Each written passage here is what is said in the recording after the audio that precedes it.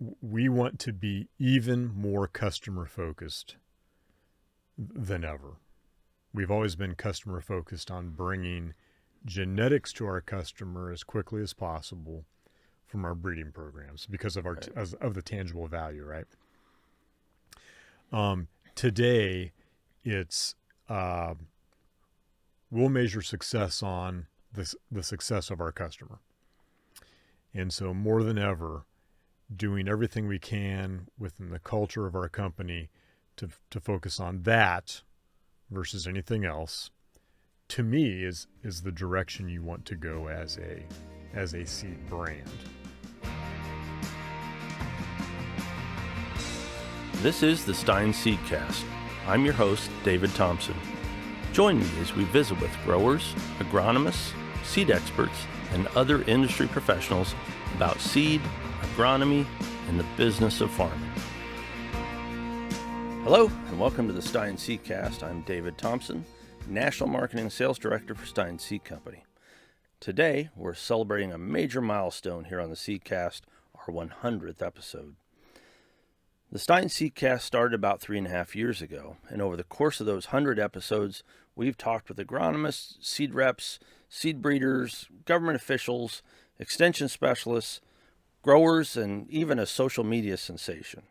But for this special episode, I'm joined by someone who's been at the center of it all for more than 30 years, Stine Seed Company President and my good friend, Myron Stine. Thanks for joining us, Myron. Well, thank you, David. I'm very glad to be here.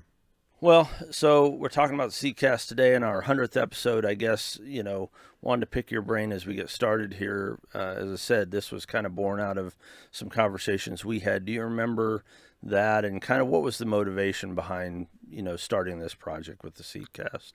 Well, it really started with high population corn, and we wanted to do something to help talk about that more, to demonstrate it, to get some of the growers that were adopting the technology and get that in front of our customers. So I think we first started by just doing some video work, and I was doing some video work with some of our key growers, and then it morphed into an actual Seedcast with you hosting that and bringing people in, and we thought, boy, it'd be wonderful to talk about all different seed-related, ag-related, row crop things, conversations, things of that nature. Yep, and yeah, you're right. So if you go back and look, actually, the first 3 episodes of the Seedcast were, just like you said, they were actually summaries where you had gone out and done some conversations with some of our valued customers, and I think we went back and kind of summarized them in the form of a podcast. So in addition to being our 100th episode guest, you were also on the first 3 in a row. Yeah, and what's really exciting about it, or what was cool, our brand really had never had a huge, what I consider agronomy focus or an added value focus. So it was our attempt to, and today that's a huge deal to us. So it was our way of starting that and getting into that and doing more than just talking about genetics, talking about how do we take genetics out of our program and make them work for our customers. So that's what started it, and it morphed into us really trying to help our customers understand a number of ag-related things that will help them improve their acre. Yeah, you bring up a good point. Agronomy's obviously been a big part of the focus over the last, 100 episodes.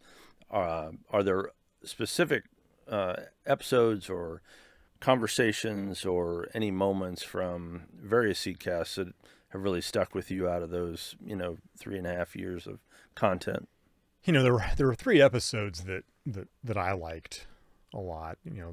Episode 50 was my father, so it's always neat to get Harry Stine in front of the mic because he just knows so much. Chuck Hansen did one, episode 14. Chuck Hansen did one, which I believe is probably one of the best episodes done. And Chuck's very, very good at just laying out some of the key things that all of us in the seed industry ought to think about and understand. And then there was one with my brother for a Guyana nursery, which did a really good job of showing how we're a very different company compared to the other companies. And, doing research in Guyana, South America, of all things, is, nobody else is down in Guyana in the middle of the jungle doing what we're doing. So those were three that I thought were impactful, and people ought to probably listen to them again if they can. Yeah, especially all of those are good ones, but always fun to have your brother on, and that Guyana one in particular was a great episode. And then, like you said, having Harry on for our 50th, I taught me a few things. I've been around a long time, but it was interesting to hear him, talking about the origins of the company and some of those things. That was really, really cool. So you mentioned a few minutes ago some of the episodes you mentioned. I think one of the common threads that runs through all those is they provide a fair amount of historical context about our company, the past and the growth of our company. And as you, I think, mentioned, they still remain probably some of our most popular episodes that we've done out of the last 100. And I guess I'm curious, why do you think those are so popular even yet today and are still, our most listened to episodes? Because it's exciting. It's exciting to see. That's the story of our company, and that's a something that happens rarely in the seed industry. There's a number of companies that have stories, but they probably don't have the story that we have of an individual farm boy that got into plant breeding and totally brought such astounding innovation into conventional plant breeding that it was like very, very impactful on the soybean market. It was impactful for every grower that grows soybeans in the United States. I mean, every farmer today has benefited from what Harry Stein began in the 70s and still is. And then even seed companies have taken the breeding techniques which our company have developed over the years and used those. So it's the story. It's something that's exciting just to listen to and understand, and that's why I think people listen to them. Yeah, and I think that's true, because you think about that historical perspective. It's probably more so than anything else I can remember, sort of that lightning in a bottle kind of situation. You think, my goodness, how did all this come to pass? And I remember talking to your father about that, and he said the same thing. He said, you'd never believe it if we tried to make it up. You couldn't believe the story that has happened here. So you're probably right. That's what makes those resonate so much with listeners. So are there, I guess, as we continue to talk a little bit about the history, I mean, you think about who we are and where we came from. Are there elements that you think are rooted in our company's history that still ring true today? Things that just are sort of the bedrock things that haven't changed? What would those things be? Well, something that will never change is Harry has always had a focus on genetics, and he does a good job of putting a tangible value on improved genetics out of a good functioning breeding program. The industry tries to dilute that. Even as a sales organization, I think we dilute some of that message. But the reason our company is where it is today, frankly, is the value it's delivered in high-performing, high-yielding genetics, both on the corn side and the soybean side. And that's always going to hold true. That's always going to be something that's there. I can argue that sales organizations try to go out there and say, okay, everybody has good genetics. Well, that's not really true. That's not really true. But to be a successful sales organization, you can't just be different than everybody else. You kind of have to play their game too. And so we have to go and we have to try to add value other ways. But it's always nice to know that the backbone of our company is about bringing tangible value through genetics. That is there. And even if people try to hide that, even if people try to belittle that, that is a concrete pillar that our company will always be known for. Always do. Yeah, definitely in almost every respect, a product-driven company probably at its core. And within any industry, there's product-driven companies, there's marketing-driven companies.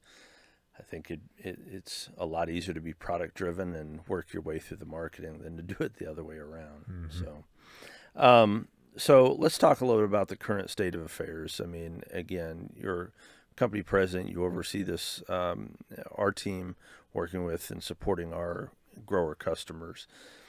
It's no secret, it's a challenging time throughout agriculture. So I guess describe, if you would, a little bit what you see, the changes that we've seen just even in our time here in the seed business, and where that puts us today, and what those changes mean for us as a company.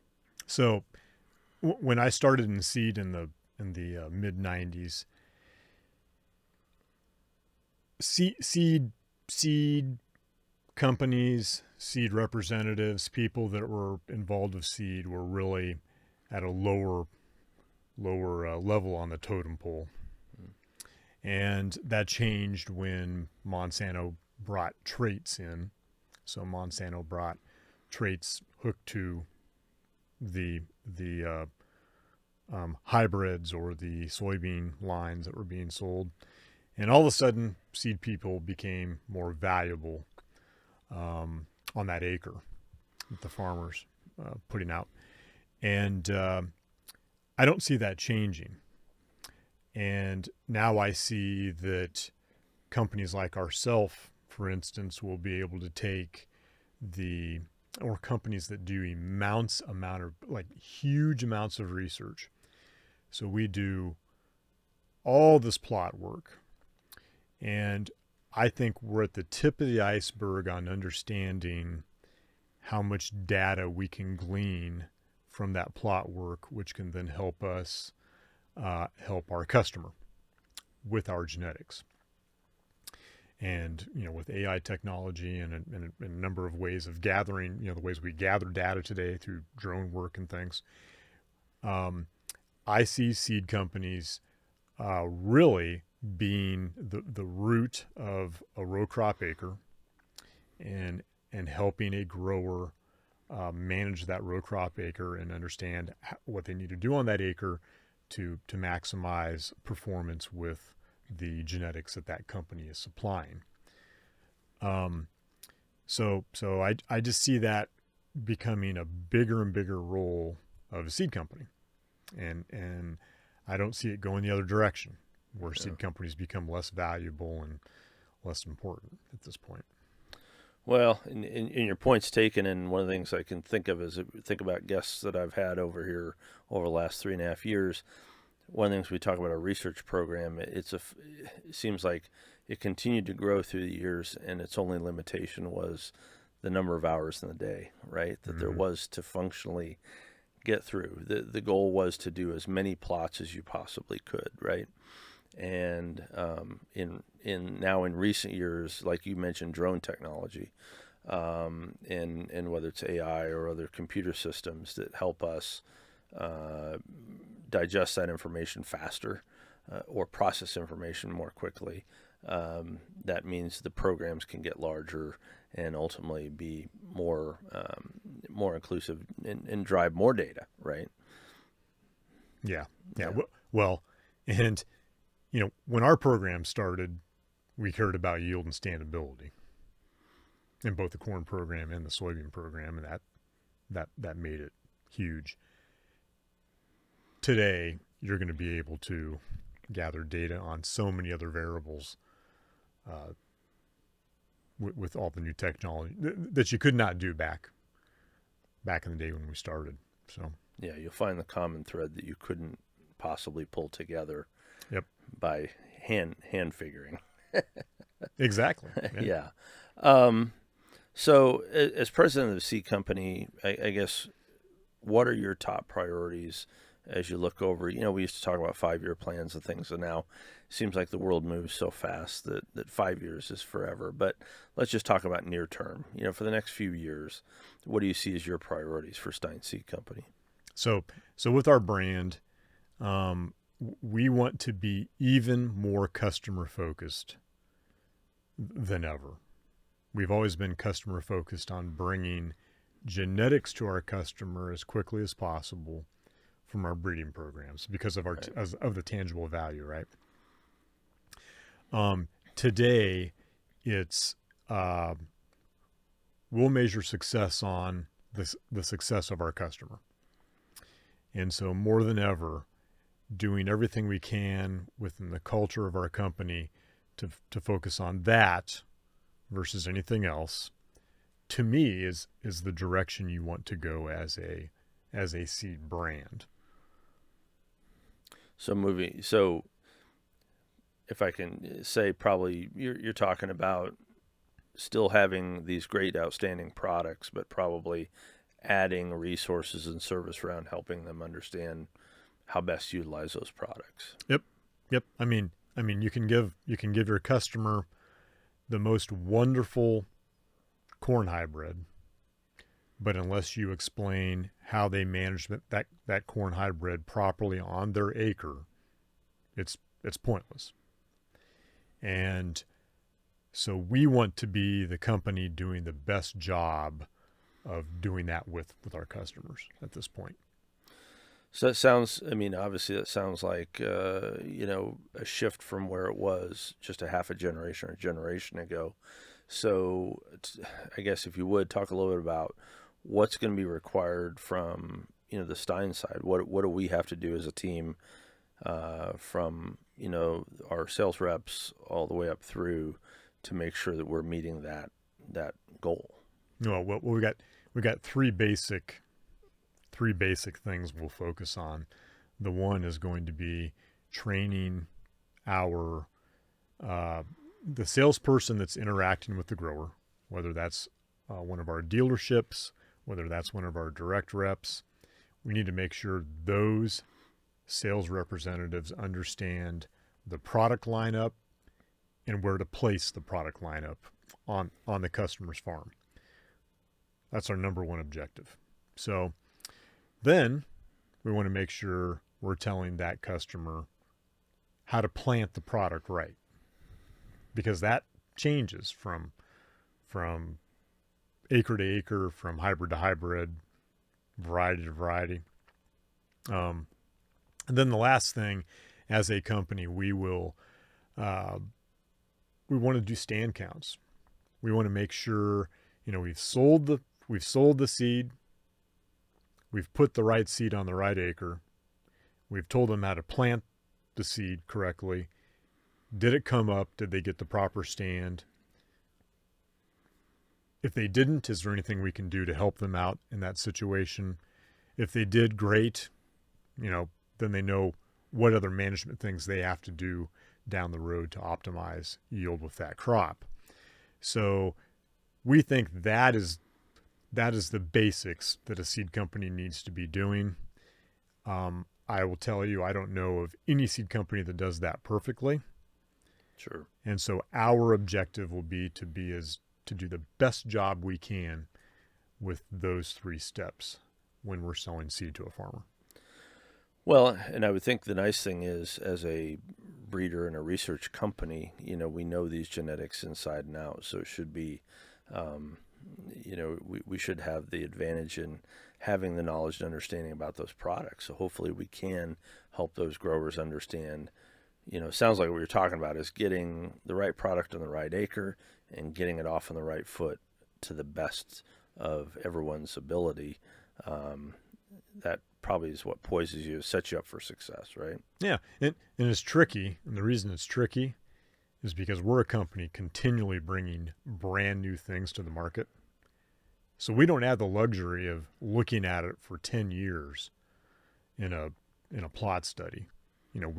It's in our breeding program for about 5 years, and then it's in our agronomy program for a year maybe before we first start selling it. So we have to really know what we're doing to help our customer understand that product. And so you could say, well, that means you need to look at it for 10 years. Well, if you look at it for 10 years and then you know exactly how to use it after that 10-year period, then you have something brand new that's already come out of the program, which is just making the customer way more than this 10-year-old product. So yeah, it's a race. Yeah. And it's kind of the dichotomy that exists, right? Because like you said, everybody likes to get comfortable with a product.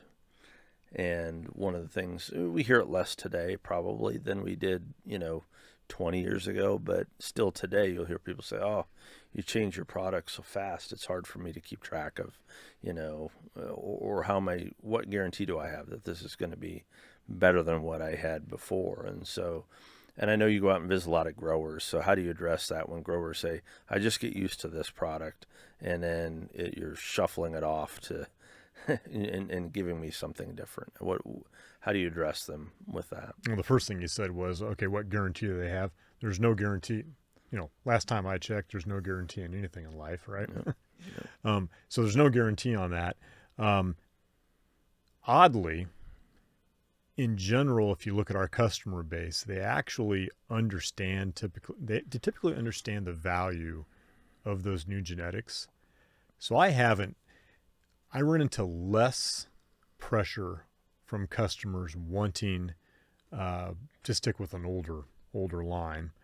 But when I do run into that, I like to show them the progress that we make. Like for instance, on soybeans, every new generation brings, an average of a 2 to 2.5% gain in performance. And you pencil that out for them, and they quickly go, yeah, I'm leaving money on the table if I don't open my options up to some of these newer products. Yep. So, we just talked about, some of the changes happening in our industry and how that's going to impact us as a seed company.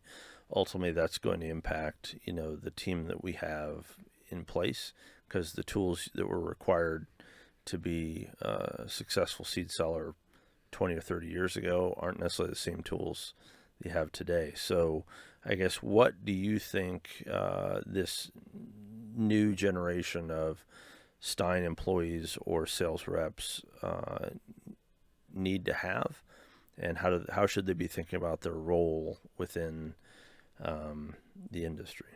So they need to be customer focused, of course. Some always are, or some have always been that way. We have an agronomy program that we started up about 4 years ago. We beefed the thing up. The first thing is I think all the this new generation of seed reps we have coming in need to understand how to work with their agronomy team member, and they need to have that agronomy team member help them develop their stories and understandings on the products that we have. That'll be essential. I also think that in time, and this is a few years away, but I do think that we are going to be able to begin extracting data out of our breeding program to help us in product placement and understanding how to use a product properly with a customer. That'll be imperative. The big thing is, you're asking what different tools. Good old-fashioned work ethic. Today in the environment we're in specifically, and the farm economy's depressed, or the ag economy is depressed, and the companies that work harder will gain. So harder work will translate to success in this environment. I've seen that before. And so, boy, probably having good work ethic or training on time management, things of that nature, will make a big difference, at least in the short term, for our sales reps. Kind of make your own luck. Yep. So an agronomy focus with good work ethic will bring success to somebody today. So, what do you think the growers that you talk to? Because I know you get out and talk to a lot of growers. What is their expectations from a seed company that they want to work with going forward? So, we've seen a big change in that. So, when I was selling seed in the mid to late 90s, I'd go to a grower. They knew how they wanted to plant the product. They knew where they wanted to put the product. They knew how to do their own stand counts. They seemed to know everything, and maybe they didn't. But as a seed rep, I wasn't going to change their mind on that. So rarely did I get questions on how to use the product. In fact, if I had tried to tell them, sometimes they felt insulted that, well, you don't think I know how to farm. Now, the newer generation of farmers today, that's totally different. First of all, they seem to know maybe more than the older generation of farmers because they have more access to their fingertips of all this information. But they're also wanting you as a seed rep to bring them information, to bring them something usable for their farm. And what we're seeing today, if you're not doing that, if you're not bringing something to share that's going to help them, if all you're doing is bringing good seed at a good price, they don't care. That's not very valuable to them. They'd rather you bring them really good seed at a fair price and share good information or share something that's going to help them on their farm. If you do that, you're in. If you don't do that, you're going to have a tough time. So looking for the seed partner, more or less, Yep. somebody to help advise them and to make sure that the seed they're going to buy is going to be as successful as it can be. And it's interesting. You'd think it would go just the opposite. You think it would go more of a commodity market, more of a price point market, because there's so much information out there. Well, I think what's happened is it's like information overload. So as a farmer today, there is so much out there that you want help in deciphering, okay, what's real, what's not real, what should I be doing? Ultimately, all you want to do is you want to maximize the productivity on an acre and maximize your profit on that acre. And if somebody comes to help you do that, that's what you're looking for. And that probably kind of circles us back to a comment you made, kind of at the outset of this episode, talking about, 30 years ago, a seed was a seed, and it was just genetics. Yeah. And now you have, the genetics, you've got herbicide traits, you have insect traits, you have, multi-stack traits. And so to the extent that the grower, like you said, it's not the information that's out there, but they probably need help to just sort it all out. And who better than the folks who develop the product to help them understand that. Yep. So as we're kind of closing out the conversation today, I guess I'm curious again, as you talk to growers, what do you think is going to be the big drivers for the next couple of years? What are they looking for? What are they excited about from the seed side of the business? So I think they'll look at trait platforms and herbicide options, of course, like always. That'll be a big deal. But I think that'll be less of a a variable compared to, say, in the late 90s when Roundup Ready 1 came out. Sure. I think it'll come down to sharing information on fertility, on information on managing disease, on different planting populations, on, you name it. Anything that you can do as a seed company to help a farmer maximize profit on an acre. That's what it comes down to. And you said it, and I hate to just keep beating that drum, but it's getting so complicated out there today with all these different options. I mean, we're going to have, gosh, by 2028, 2029, you're going to have a couple more soybean trait options that roll out, like maybe 3 or 4 more. So that gets, if as a farmer, you don't want to study every single trait package that's out there. You just want to make sure you're just using the right one to maximize your performance on your acre. So how does somebody do that? If somebody comes in and explains that to you, that's going to be welcoming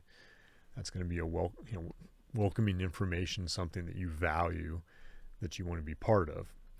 And so I think that's what it's going to come down to. It's going to come down to sharing information, helping a farmer be better on their farm. And that's what we want to do as a company. We no longer just want to come and just sell them really good genetics, because that worked at one time because it was so easy. You had conventional soybeans and you had regular right. corn, and it was, they talked to the chemical people about different options they had there, but on the seed side, you didn't have any options, just different hybrids and different soybean varieties. So now you got to do the hybrid and the soybean variety thing, stacked with traits, stacked with everything else on. You have different hybrids need different populations. You have different hybrids that handle disease differently. You have soybeans that handle disease differently. All these other variables which come to play. So what are you excited about in the next, let's call it the year to come? Because as we sit here, we're kind of getting ready to kick off this selling season and in the new season. In the seed business, you're always looking ahead to the next crop, right? So here we are already starting to think about, planting 2026 crop, right? So what has you excited about the next season? We, as a company, we've reset ourselves as a brand. We no longer represent just good genetics and new genetics. We now represent new good genetics with the backing of help on that farm to maximize the performance of those genetics. And what I'm excited about is seeing that come to fruition, because it's not all going to happen in 2026, but there's going to be a huge difference between us this year and even last year. And in 10 years, I hope to be able to look at our company and say, we're doing the best job of anyone on helping our customer profit on their acre. And if we do that, our customer has to make money so that we can keep our company going and we can be profitable. Yeah. And so I think it's a self-fulfilling prophecy, so to speak. So yeah, that's what I'm excited about. And this is the first year we've begun that. So it's different, it's new. There's some scary things about it, but that's fun. Yeah, kind of refashioning your culture in your organization is a tall task, and it doesn't happen overnight. But hopefully, we're well underway. And we have some competitors that I think are doing a great job, also going down the same road.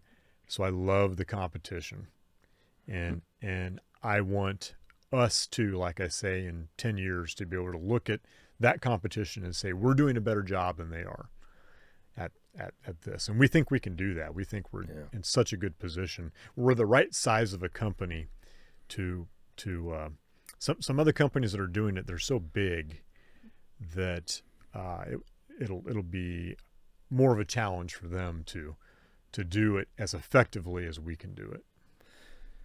So you mentioned size of company. One thing that's always struck me is we always seem a little hard for folks to place sometimes. They can't tell whether we're the littlest national company or the biggest regional company. Mm-hmm. How do you position us? So I've kind of stopped trying to be that company with high market share, and that's, somebody would probably strangle me for saying that, but we're attractive to a large customer base because we're family based and we're smaller. Marketing data would tell you that most farmers would prefer to work with a smaller family-based company. However, there is no smaller family-based company that has the research behind them that we have. Nobody. I mean, so we have the research on genetics that's in some cases outdoing the larger companies, the larger international companies, and yet we have the smaller company feel. That's a great spot to be in, and so when our direct customers come back and say they appreciate working with a company our size and our flexibility, when our dealerships, today I had 2 different dealerships that explained how there's a competitor that they're working with, but they think they're going to send business our way because we're easier to work with than the competitor. When those things happen, that's a great feeling, and that also means we can't change from that. I think we need to stay as that smaller company. So if I stacked us up today, we're one of the top brands out there, but we really have no ambition of saying we're the number one brand, at least not in volume. We want to say we're the number one brand in helping our customer. Yeah. Good. So it's been a great conversation. I guess my closing question would be, I'm assuming you're okay for me to book you for our 200th episode here in about 4 years. And when we do that, what do you hope we're sitting here talking about at that point? Okay, so that's going to be, how many years is it going to be? About 3.5 years from now. So hopefully by then, we're talking about, what do we have to do next? What's our next step to, we're the number one, all the growers like to work with us because we're helping those growers, and we've climbed that mountain. What's our next step? What do we do next? Yeah. And I hope we talk about that. Are we gonna, I don't know, are we gonna use some, by then we're just gonna have robots, I think, plucking weeds in the fields, and we probably won't have trait platforms anymore because we can't sell GMOs. I don't know. I mean, but I know this, we're gonna be here. Well, we'll pull this one up 3.5 years from now. We'll see how close we got. Yeah. I think by then, self-learning AI will take over the world and probably take control of everything. And so we won't even be hosting this podcast anymore. Nah, you won't need you and I. Oh, okay. No. Well, heard it here first. Yes. Well, so Myron, appreciate you joining us again this time for our 100th episode of the Stein Seacast. Always great having you here and getting your insights on, where we're at as a company and what we're looking forward to, what you're excited about, and sharing your insights about this industry we work in and that is so important for all of agriculture. So thanks for joining me today. Well, thank you, David. I had a fun time. Good. We'll do it again. So whether you've listened to one episode or 100, we're really grateful to have all of our listeners. And this podcast was designed to spark conversations and connect to people who are helping shape our industry and helping us figure out what's next. And we're very excited for whatever the next 100 episodes brings. And thanks so much for joining us.